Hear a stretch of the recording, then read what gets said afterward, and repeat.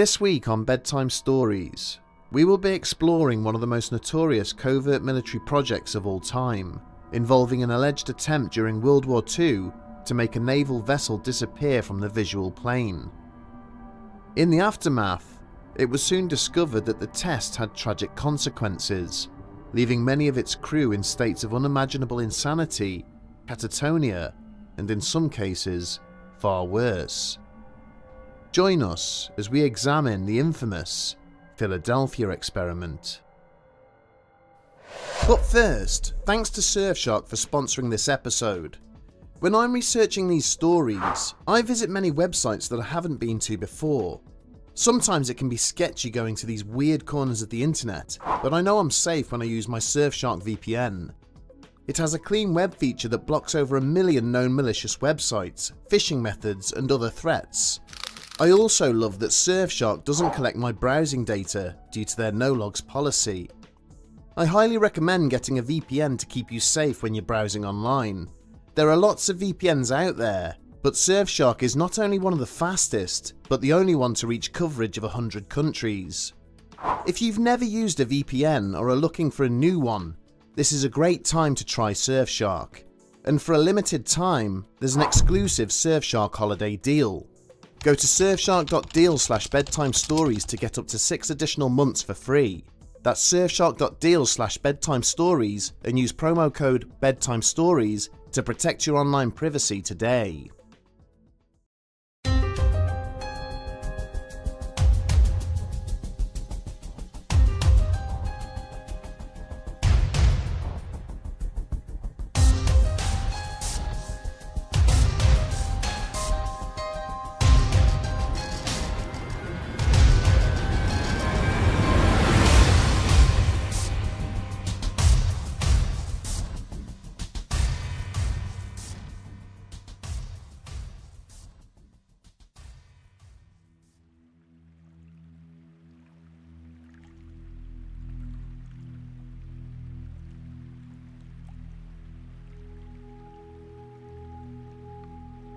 On the evening of October the 28th, 1943, Carl Allen and his crewmates had been waiting up on the deck of their ship, the SS Andrew Furuseth.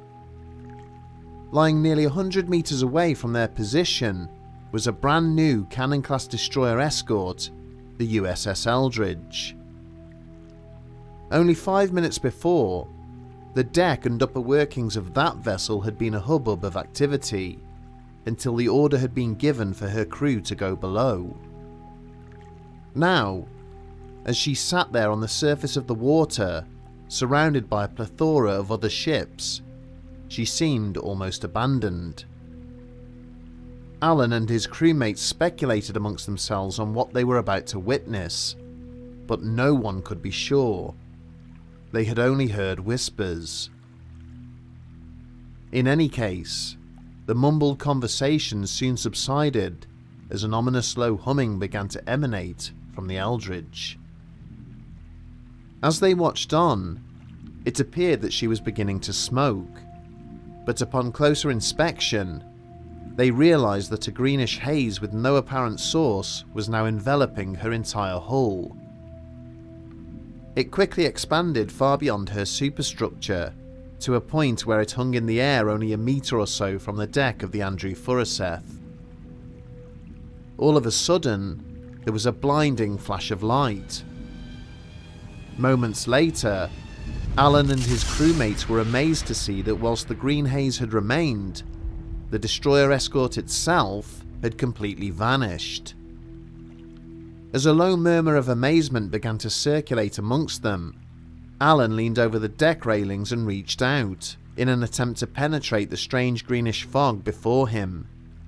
But rather than going through the vapour, his hand was repelled. After several more minutes, they were surprised by another brilliant flash, which quickly subsided. To their utter astonishment, the Eldridge had now returned to her original position. Amidst an immediate barrage of orders to vacate the Andrew Furuseth and head ashore, Allen caught sight of several technicians, scientists and Navy personnel getting into waiting launches and making their way towards the destroyer escort. To his eyes, there was now an ominous air about the vessel, a brooding silence in which she seemed almost a spectre of her former self. And as it would transpire, these misgivings would prove to be well placed. 43 years later, Carl Allen, now going by the name of Carlos Allende, remained haunted by the events he had witnessed at the Philadelphia naval yards on that cold October evening. Near penniless and living a reclusive existence in a quiet, rural farming town, he had sadly become estranged from most of his family. And yet, few of those who had met him during those intervening years could have suspected he had been involved in such horrors. The 61-year-old exuded a warm and trustworthy demeanour towards those he encountered, but his health was now failing, with a series of increasingly regular hospital admissions having caused him to accept the likelihood of his impending demise. This realization had prompted him to reach out to an investigative reporter named Jim Frazier, who had agreed to meet with the former sailor at his home in Greeley, Colorado. During the course of that interview on the 14th of August 1986, Allende would stun the reporter with a complex series of scientific revelations. He would explain how hidden elements within the US military had managed to seemingly rewrite the accepted laws of physics, causing a solid steel warship to disappear completely from sight, and how in the process of doing so, they had inadvertently teleported the vessel several hundred miles away to a different location. In that same conversation, he would relate how the experiment would have been deemed a complete success and much more, if not for the tragic set of consequences that followed. Because where the unfortunate crew members of the USS Eldridge were concerned, it had been a complete and utter failure. With every step that the technicians and escorting military personnel had taken deeper into the bowels of the USS Eldridge, it had seemed like they were being carried ever closer to hell itself. The experiment had clearly knocked out all power on the vessel, meaning they could only conduct their investigation by the light of their torches. Upon encountering the first few members of the ship's crew, it quickly became clear that the experiment had taken an awful toll on them. Several were unconscious, unable to be roused despite whatever method was applied. Others appeared frozen in place, unmoving, assuming the position they had been in at the time of the experiment. Those who were responsive were either crying out in pain or mumbling incoherently, trying to form sentences that made no sense because their words were bizarrely out of sequence. As they continued their descent further into the ship's lower decks, it became horrendously clear that not all of the crew had survived. One sailor was found staring in shock at his right arm, which had somehow become fused with the bulkhead he had presumably stumbled against during the experiment. As the technicians drew closer to him, they were horrified to see that the cold hard steel was now completely integrated with the flesh and bone of the affected limb. Another crew member was found with the lower half of his body now missing, having sunken into and become fused with the metal flooring.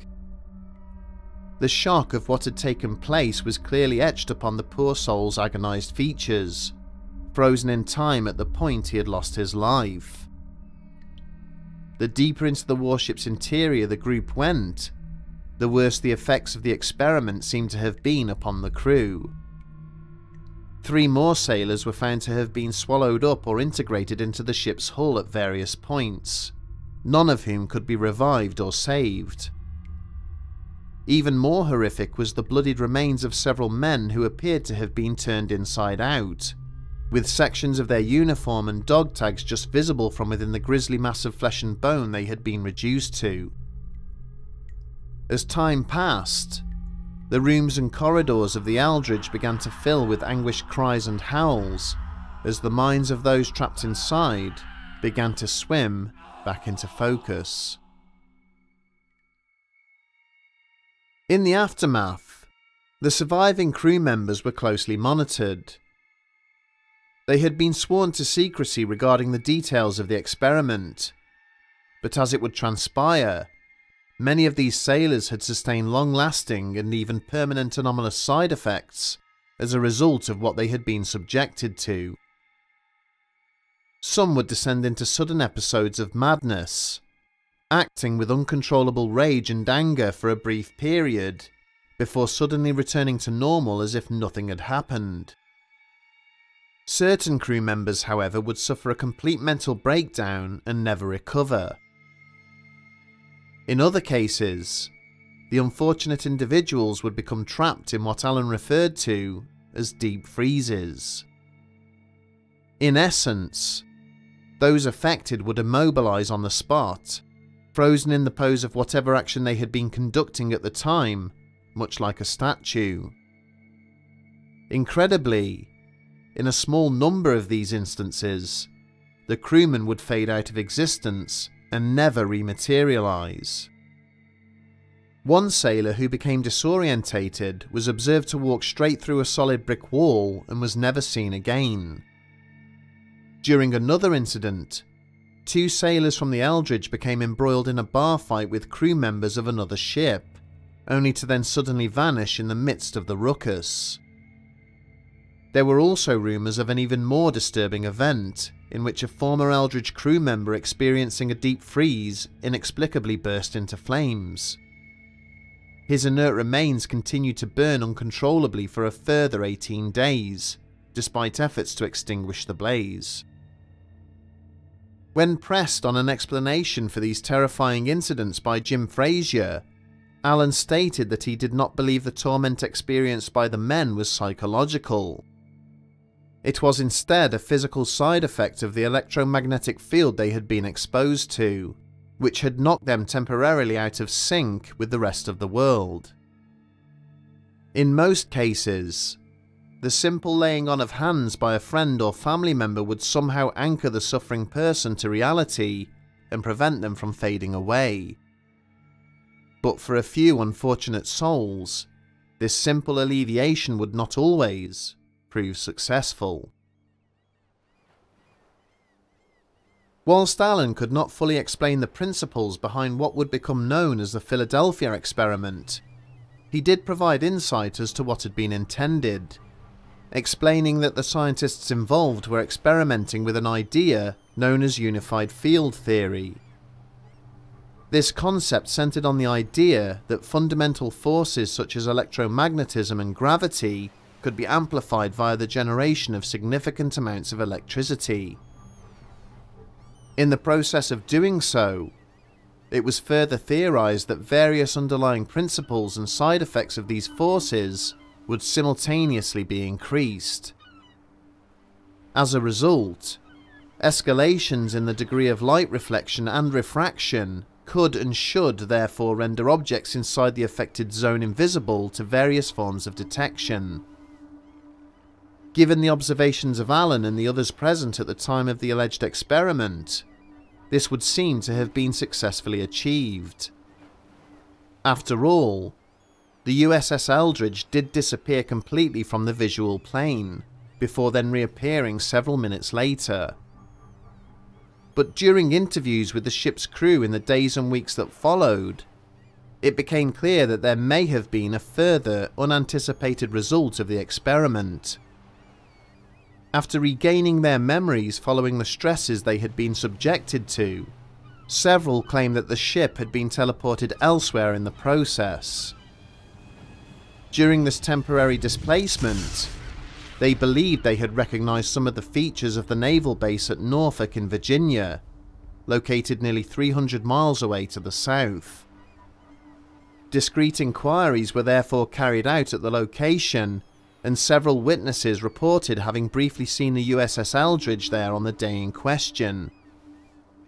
This alluded to the astounding possibility that the electromagnetic forces which had been generated to cloak the vessel had been even more powerful than anticipated. the destroyer escort had somehow been instantaneously teleported over a long distance for a brief period, supposedly breaking every known and accepted law of physics in the process. When searching for evidence outside the testimony of Carl Allen, any investigation into the alleged experiment immediately runs into a high degree of difficulty. Official naval records show that the USS Eldridge was only commissioned in August of 1943 and spent the first 6 months of her service operating out of New York City. Interviews with surviving veterans at various reunions for the Eldridge's crew have never uncovered anyone who claims to have been involved in the incident. The ship's logs show that the destroyer escort never even docked at the Philadelphia Naval Yards during 1943 and was on a shakedown cruise of the Bahamas throughout October of that year. Similarly, the accompanying logs of the SS Andrew Furuseth show that the transport ship was also nowhere near Philadelphia at the time of the experiment. She was instead in the process of travelling between New York and Oran on the day in question, as part of the wartime convoy UGS-22. Investigations into Allen himself did verify that he was indeed a member of the Andrew Furuseth's crew at that time. He would also go on to serve on several other naval vessels during the course of his military career, before retiring at the end of the war. However, interviews with his family and friends paint the picture of a fantasist, who had spent his entire life exaggerating his dealings and encounters with others. Over the course of several interviews he gave on the subject, it was demonstrated that he had clearly altered or embellished various aspects of the tale. At one point, when challenged by a journalist, Allen apparently admitted that he had made the whole story up as a hoax, before he went on to deny this during a subsequent interview.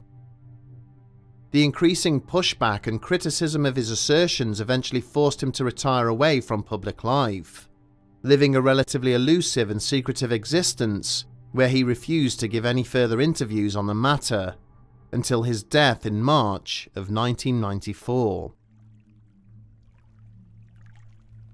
And yet, despite the apparent unreliability contained within Allen's testimony, it has become clear that official experiments using similar principles did in fact take place.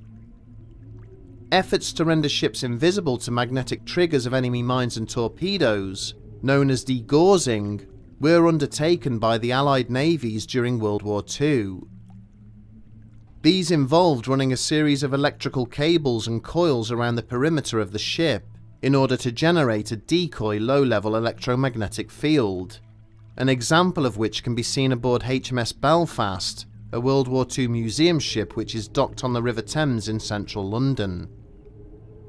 Official papers also seem to suggest that similar experiments were carried out by the United States Navy aboard the USS Hammann.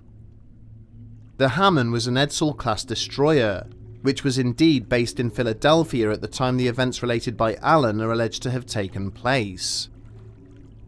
Similarly, there are reports that sailors aboard the USS Timmerman were adversely affected by an electricity field in further post-war degaussing experiments during the 1950s.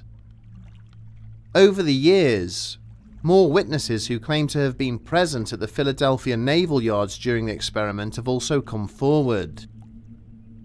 These include a former sailor named Alfred Bylick, who claimed to have served aboard the Eldridge at the time and had jumped off the ship at the point the experiment was initiated. His testimony was so haunting in nature that the incident has now been cemented in law as one of the most disturbing military experiments of all time. This has in turn led to suggestions that the US military acted quickly to cover up the tragic events they had perpetrated, replacing the crew of the Eldridge before she saw real service and altering the logs of any and all ships that had been present. They may even have gone as far as assisting in the production of a Hollywood movie based on the subject, in order to push it ever further into the realms of science fiction. There are great similarities between the alleged events of the Philadelphia experiment and those of the rumoured German superweapon known as Die Glocke. This only adds more intrigue to the possibility that the militaries of World War II were experimenting with forces which they could not fully comprehend, and to an extent, could not control. These are themes which are also present in another alleged secretive project undertaken by the United States military during the aftermath of that conflict, carried out at an unassuming airbase situated on the eastern tip of Long Island in New York. A sinister and secretive program known as the Montauk Project. Stay tuned for that story.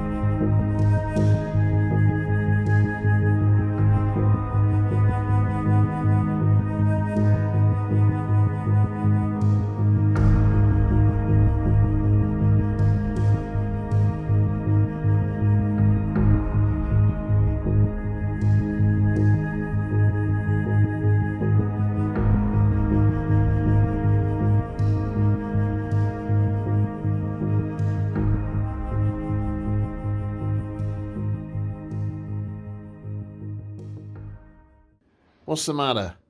Why are you bothering me while I'm working? Do you want to go out?